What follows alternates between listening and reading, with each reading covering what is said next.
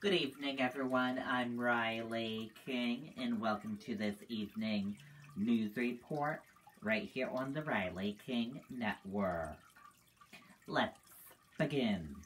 U.S. Supreme Court could reimpose Boston Marathon bomber's death sentence. Justice agrees to hear an appeal filed by Trump administration.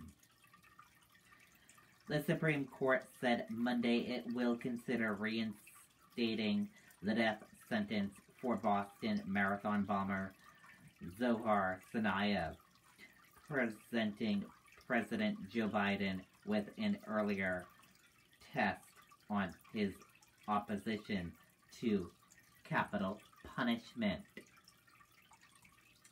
The justice agreed to hear an appeal filed by the Trump administration, which carried out executions of 13 federal inmates in its final 6 months in office, including 3 in the last week of President Donald Trump's term.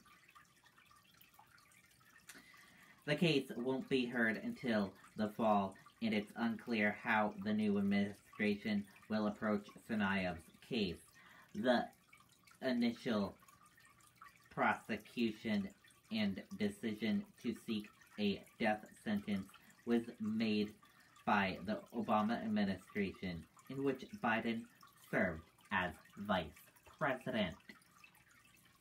Biden has pledged to seek an end to the federal death penalty, but he has said nothing about how he plans to do so. In just over 2 months in office, the new administration has revised its predecessor's position in several high court cases, but the Justice Department has not notified the court of any changes in its position in Tsarnaev's case. Even if the court were to reinstate the death sentence, nothing would force Biden to schedule an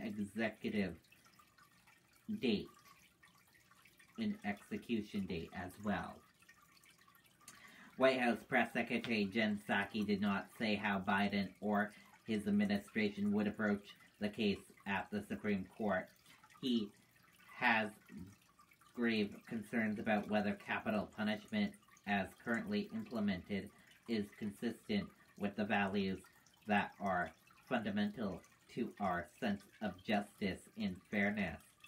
He has also expressed his horror at the events of that day and Tsarnaev's action, Psaki told reporters. In late July, the Federal Appeals Court in Boston threw out Tsarnaev's sentence because it said the judge at his trial did not do enough to ensure the jury would not be biased against him. The Justice Department had moved quickly to appeal, asking the justice to hear and decide the case by the end of the court's current term in early summer. Then Attorney General William Barr said last year, "We will do whatever's necessary." Tsarnaev's lawyers acknowledged at the beginning of his trial that he and his older brother set off 2 bombs at the marathon finish line on April 15, 2013. But they argued that Tsarnaev is less capable than his brother, who they said was the mastermind behind the attacks. His brother, 26, died the following a gunfight with police in being run over by his brother as he fled.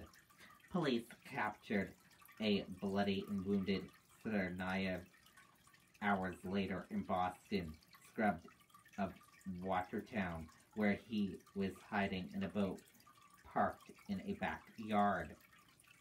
Tsarnaev, now 27, was convicted of all 30 charges against him, including conspiracy and use of a weapon and mass destruction in the killing of a Massachusetts institution of technology police officer during the Sinai brothers' getaway attempt. The appeals court upheld all but a few of his convictions. And that does it for this evening news report right here on the Riley King Network. I hope you all have a great rest of your evening. I'll see you back here tomorrow for another news report. Good night, goodbye, everyone.